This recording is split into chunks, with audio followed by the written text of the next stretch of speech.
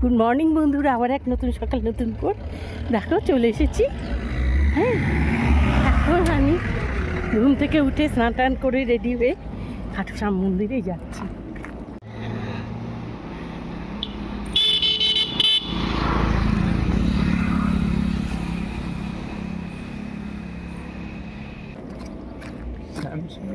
রাতেবেলা আমরা এখানে এসেছি কটা জানো? 2:57, রাত 2:57। এখন এখান থেকে মন্দিরটা অনেকটাই দূর, পায়ে হেঁটে যেতে হবে। দেখো এখানে কি সুন্দর হলুদ ফুলগুলো ফুটে রয়েছে, কেউ তুলেও নেয় না। দেখো আমরা হলে তো নিয়ে পুজো দিয়ে দিতাম বলো। আর এখানে দেখো সব মাটির ধুলো রাস্তা, এইভাবে করে এই ধুলো রাস্তা বয়ে যেতে হবে। আগে আগে তোমার কাকু যাচ্ছে।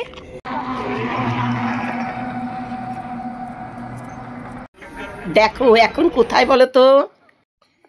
খাটু শ্যাম মন্দির। এই দেখো না, এই গোলাপ কিনে নিচ্ছি, এই ময়ূরের দুটো পাখা, আর তার সাথে আতর।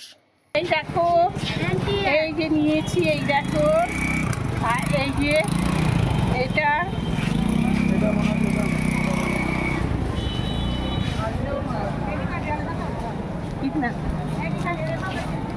দেখো বন্ধুরা, ময়ূর পাখা, গোলাপ, আতর নেওয়া হয়ে গেল। এবার ভাবছি ভোগে কি দেব। চলো দেখি।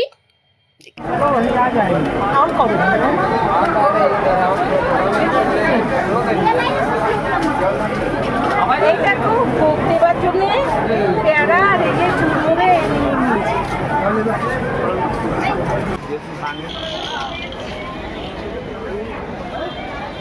জয়পুর খাটুরাম মন্দিরের সামনেতেই পেয়ে যাবে এই প্রসিদ্ধ রাম সীতা মন্দির।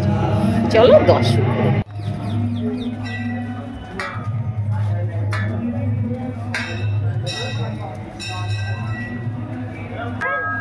রাম সীতা মন্দিরে চলে এসেছি। এই হলো রাম সীতা মন্দির।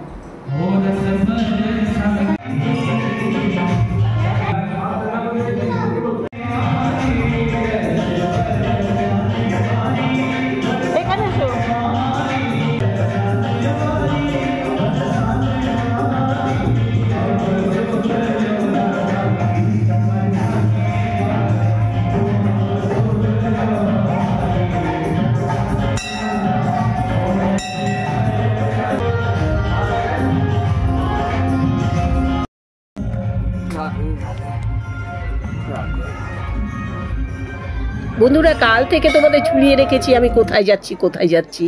আমি এসেছি জয়পুর খাটু শ্যাম মন্দিরে। মহাভারতে কুরুক্ষেত্রের যুদ্ধের বিশাল এক জায়গা জুড়ে রয়েছে এই খাটু শ্যাম। ভীম আর হিড়িম্বার ছেলে হলো ঘটোৎকচ, ঘটোৎকচের ছেলে হলো খাটু শ্যাম। খাটু শ্যামের আসল নাম ছিল বর্বরিক। এই খাটু শ্যাম নামটা দিয়েছিলেন ভগবান শ্রীকৃষ্ণ স্বয়ং। চলো বন্ধুরা পুজো দিয়ে নিই। এমন একটা দিনে অজান্তেই চলে এসেছি যে ভিড় কম আছে। সাধারণত এই মন্দিরগুলো ভিড়ে কখনো ঢোকা যায় না, এতটাই ভিড় থাকে। তবে দেখো বাবা খাটু শ্যাম আমাকে, জানি আমি ভিড় সামলাতে পারবো না, একদম হালকা দিনে আমাকে নিয়ে চলে এসেছে। আমি পুরো অজান্তেই চলে এসেছি এত হালকা দিনে, জানো রাখি বন্ধন পড়েছে, তাই এখানে লোকের ভিড়টা একটু কম। আমি তাই এই ভিড় কমে সুন্দরভাবে পুজো দিয়ে চলে এলাম। আর পুজো দিতে লাগছে গোলাপ, পাথর, আর দেখতেই পাচ্ছ ময়ূরের পাখা। এইগুলোই খাটু শ্যামের পুজো।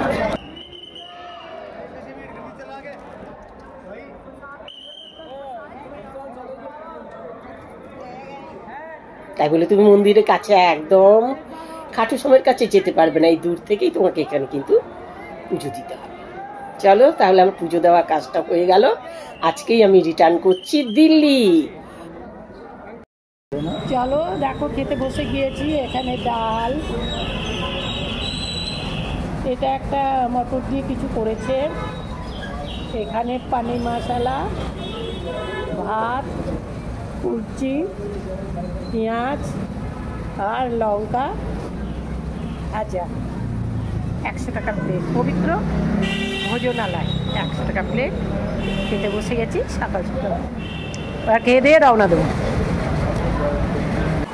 খাবার সকাল সকাল ভাবলাম ভাতটা খেয়ে, পরে কখন কোথায় কি খাবার পাবো, এত সকালে না খাওয়া যাচ্ছে। চলো বন্ধুরা, আজকে ব্লগটাই এখানেই রাখি। ততটাই তোমরা আমরা সবাই সুস্থ থাকি, ভালো থাকি।